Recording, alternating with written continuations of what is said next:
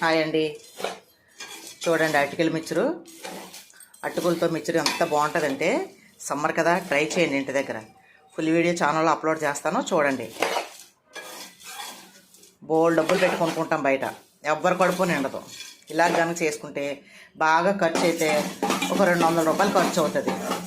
ఇంటిల్లి పాతికి 10 రోజులు తృప్తిగా తినచ్చు. ఓకేనా? 10 రోజులు చక్కగా పిల్లలు తినచ్చు. సమ్మర్ కాబట్టి అస్తమాన ఏమిటి అడుగుతూ ఉంటారా. అలాగే దీంట్లో కలపడానికి మనం మసాలా ప్రిపేర్ చేసుకున్నాం.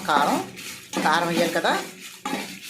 కొంతమంది అయితే పచ్చిమిర్చి వేపేసి వేసేస్తారు, అవి కూడా బాగానే ఉంటుంది.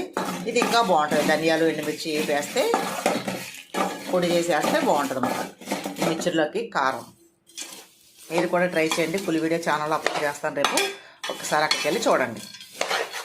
ఎప్పుడు కావాలితే అప్పుడు.